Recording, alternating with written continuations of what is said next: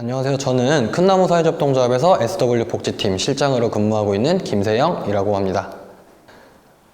지금부터 코딩에 대한 강의를 한번 시작해 볼 건데, 코딩이 아마 어떤 건지 다들 잘 모르실 거예요. 그래서 제가 한번 간단하게나마 어떤 것이 필요하고 그 다음에 어떤 것이 코딩에 대해서 중요하게 여겨지는지 한번 짚어보고 갈 텐데, 먼저 코딩을 간단하게 설명하기 전에 코딩이 왜 필요한지부터 한번 알고 가보도록 하겠습니다.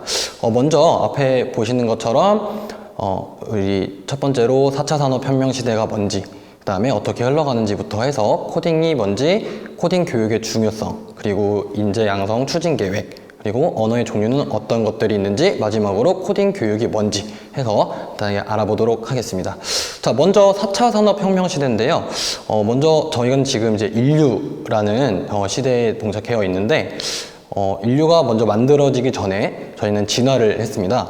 먼저 오스트랄레피테쿠스, 그 다음에 호모 에릭투스, 그 다음 호모 사피엔스, 호모 사피엔스, 사피엔스 다음에 지금 저희가 이렇게 인류로서 진화를 하게 되었는데, 이렇듯 인류도 진화하는 것처럼 지금 혁명도 4차 산업 시대 같이 시대도 이렇게 계속 같이 진화를 하고 있다고 생각을 하시면 될 것 같아요. 그래서 어떠한 형식으로도 진화를 했는지 한번 알아보도록 하겠습니다. 먼저 저희가 10년 전에 이게 지금 한 15년에서 16년도 자료인데, 먼저 10년 전에는 보시면은 지금 10대 기업 중에 1위로 엑손모빌이라는 석유 회사가 지금 1위로 기업 순위로 나와 있어요. 근데 지금 현재를 보시면은 애플, 그다음에 아마존, 그다음 구글, 마이크로소프트, 페이스북 이렇게 지금 순위가 매겨지고 있는데, 이 5가지 순위들의 어떠한 공통점을 한번 보시면은 다들 IT 기업이라고 할 수가 있겠습니다. 이렇듯 지금은 현재 저희가 4차 산업 시대 혁명에 들어오면서 이렇게 IT 기업만 조금 더 살아남을 수 있는 이런 시대에 봉착을 해 있다고 생각을 해 주시면 될 것 같아요. 그러다 보니 코딩, 그 다음에 IT가 이렇게 굉장히 필요하고 중요해지고 하는 시대에 저희가 살고 있다고 생각해 주시면 될 것 같습니다. 먼저 지금 보시면은 IT, 첨단 기술 발전이 지금 제일 57.1%로 미래 유망 직업에 나와 있는데요. 이렇듯이 지금 어떠한 고령화 사회라든지 최상급 산업의 발전 이런 거에 대해서는 좀 밑으로 내려가 있고, IT가 이렇게 윗순위로 올라와 있어요. 그렇듯이 앞으로도 계속 발전될 것이고 계속 필요한 일이기 때문에 IT 첨단 기술 발전이 앞으로 미래 유망 직업에도 굉장히 많은 영향을 끼칠 것으로 생각을 하고 있습니다. 방금 앞에서 설명해 드린 것처럼 지금 어떠한 존재하지 않는 새로운 직업이라든지, 그 다음에 빅데이터 관리자, 헬스케어 이런 직업들보다는 어떠한 사람의 손이 직접 가야 하는 그런 직업들이 지금 1순위, 2순위에 올라와 있는데요. 물론 의사와 간호사 같은 이런 의학계 직업은 기계를 쓰는 데 있어서 한계가 있기 때문에 앞으로도 계속 미래에도 유망 직업으로 이렇게 계속 갈 수가 있겠지만, 그 위에 있는 소프트웨어 개발자와 같이 그런 기계들을 또 만지고 작업하고 관리하는 이런 소프트웨어 개발자들이 지금 미래 유망 직업으로 대학생들이 뽑은 최고의 순위에 올라와 있습니다. 그렇다면 제가 지금까지 설명해 드린 이런 어떠한 코딩의 시대에 대해서 이렇게 설명을 해드렸는데, 그렇다면 코딩이 도대체 뭔지 한번 알아볼게요. 이제 저희 가전제품 중에 제일 저희와 가까이 있는 텔레비전을 가지고 설명을 해드릴 건데, 텔레비전의 소프트웨어는 영상 전파를 받아서 화면에 나타내어주고, 그 다음에 리모컨으로 전달되는 명령에 따라서 채널을 바꾸거나 음량을 변경한다고 지금 저렇게 앞에 나와 있어요. 그런 것처럼 리모컨에 안에 들어있는 칩을 통해서 리모컨의 역할을 만들어주는 것을 코딩이라고 생각하시면 될 것 같습니다. 또 두 번째로 냉장고의 프로그램은 음식물이 상하지 않도록 온도를 유지시켜주고, 그런 어떠한 이상이 있으면 알람을 울리는 이런 역할을 하고 있는데요. 이러한 역할들을 만들어내는 것 자체를 프로그래밍 또는 코딩이라고 말을 하고 있습니다. 그래서 저희가 생각하는 프로그래밍, 이렇게 생각하면 굉장히 딱딱한데요. 프로그래밍 언어를 가르치는 것이 아닌 어떠한 컴퓨터가 생각하는 그런 알고리즘을 가르치는 것을 코딩이라고 생각하면 되겠습니다. 이꼴 논리적 사고력이라고 또 같이 생각해 주시면 이해하는데 아마 편하실 것 같습니다.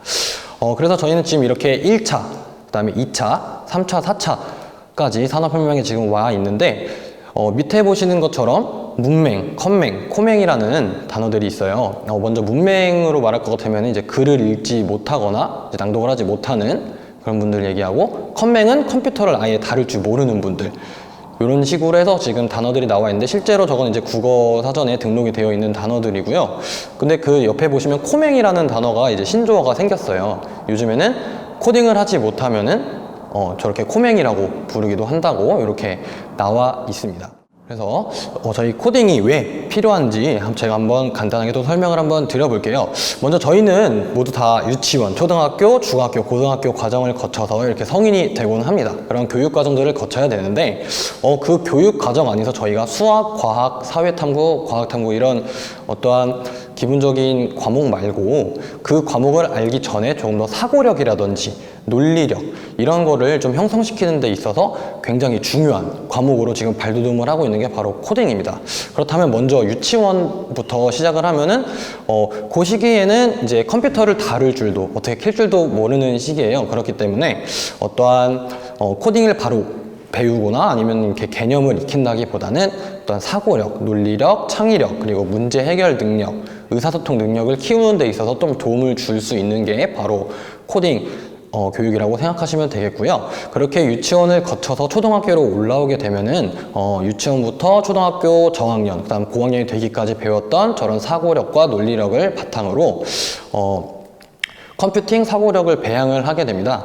그렇게 되게 되면은 어떠한 문제를 마주했을 때 그 문제를 잘게 쪼개고 또는 분석하고 패턴을 읽고 또는 해결하기 위한 방법을 구조화하는 등의 과정을 거쳐서 다양한 방법으로 같은 문제를 해결해낼 수 있는 그런 능력을 기르게 되겠고요. 그렇게 기른 그 정보를 바탕으로 중학교에 올라가게 되면은 이제 진로 탐색을 점점 하게 됩니다. 그러다 보면은 이런 컴퓨팅, 초등학교 때 배웠던 컴퓨팅을 기반으로 그다음에 문제 해결 능력과 간단한 프로그래밍 교육까지 받으면서 이제 조금 더 IT 쪽에 가까워질 수 있는, 코딩 교육에 조금 더 가까워질 수 있는 그런 단계를 밟을 거고요. 그다음에 고등학교에 가게 되면은 조금 더 거기서 심화 과정인 어떠한 다른 분야와 융합된 그런 알고리즘과 프로그램을 설계하는 교육을 직접 만들어보고 설계하는 교육을 배우게 됩니다. 제가 지금은 이렇게 자라오는 그런 코딩 교육에 대해서 받는 그런 교육들을 제가 설명을 해드렸는데 이게 왜 중요한지 설명을 해드릴게요. 초등학교 같은 경우는 지금 2016년 기준으로 실과 과목에서 17시간 이상을 교육을 받아야지 이수를 해야 중학교로 이제 넘어갈 수가 있고요. 중학교에서는 정보 과목, 우리 컴퓨터를 배우는 정보 과목에서 34시간을 배워야만 이렇게 중학교 과정이 이수가 돼서 고등학교로 이렇게 올라갈 수 있는 과정을 배우고 있습니다. 그렇게 되면 고등학교에 가서는 정말 코딩이라는 다른 일반 과목으로 나오게 되어서 조금 더 집중 탐구를 하고 심화 과정을 밟아서 IT 쪽으로 또는 이제 본인들이 원하는 컴퓨터 쪽 분야로 나갈 수 있도록 그렇게 도움을 주고 있어요. 그래서 현재는 여러 대학교에서 소프트웨어 선도학교 대학을 중심으로 30개 대학 이상으로 지금 확대 운영을 할 계획으로 있습니다. 그렇게 되면은 코딩이 정말 기본적으로 저희들이 배워야 할 아주 중요한 과목 중에 하나가 된다라고 생각을 해주시면 될 것 같아요. 그렇다면 이런 코딩이 어떤 언어의 종류들이 있는지 한번 볼 텐데요. 먼저 저희들이 아마 들어보셨던 분들도 계시겠지만 이렇게 스크래치라는 프로그램이 있어요. 먼저 스크래치는 우리 MIT 공대, 매사추세츠 대학 공과대학에서 이제 직접 개발을 한 교육용 소프트웨어 프로그램이고요. 학생들에게 어떤 복잡한 프로그래밍 문법이나 그런 부분을 가르치지 않아도 어떤 작성 원리를 익히게 할 수 있도록 실제로 사용할 수 있도록 만든 그런 프로그램입니다. 근데 이 스크래치에 조금 단점이 있다면은 저기 앞에 보이시는 것처럼 되게 복잡해 보이고 어려워요. 왜냐면 기호의 표현이 처음 이제 나왔기 때문에 어떠한 배합들은 쉽지만 안에 있는 단어들이 조금 어렵다는 점 그렇게 알고 계시면 될 것 같아요. 그래서 이런 스크래치를 기반으로 저희 나라에서도 가만히 있을 수 없다 해가지고 만든 이제 한국형 프로그램이 있는데 이렇게 엔트리라는 프로그램이 또 따로 있습니다. 저희 나라에 있는 카이스트 대학교에서 개발을 했고요. 우리나라에서 좀 코딩 교육의 필요성을 얼른 인식하고 좀 신속하게 개발해서 얼른 널리 알리자라고 해서 개발되고 업그레이드를 시켜주고 있는 프로그램이고요. 이 스크래치와는 다르게 이 엔트리라는 프로그램은 지속적으로 업그레이드를 계속 하고 있습니다. 그래서 업그레이드를 하면 할수록 이제 보통 하드웨어가 이제 제어가 가능하게 되고요. 또는 여러 가지 인터페이스 등의 기능이 변화가 빠르게 된다고 생각을 하시면 될 것 같습니다. 앞에 보셨던 스크래치와는 다르게 조금 더 블록 색깔이 알록달록해요. 그러다 보니까 조금 더 어린 친구들도 쉽고 재밌게 다가갈 수 있도록 이렇게 만든 프로그램입니다. 그래서 이거 같은 경우는 누구나 이렇게 쉽게 접할 수 있도록 그냥 웹사이트에 가셔서 바로바로 다운을 받으실 수 있게 무료로 배포가 되어 있으니까 한번 궁금하신 분들은 체험을 해보시면 될 것 같습니다. 저희가 기본적인 지금 프로그램을 가지고 설명을 해드렸는데요. 사실은 이 모든 뭐 스크래치나 엔트리라는 프로그램들이 요 파이썬이라는 단계에 있어 사실 맨 처음에 시작된 거긴 한데 이 파이썬이라는 언어의 종류는 굉장히 고급지고 되게 심화 과정이에요.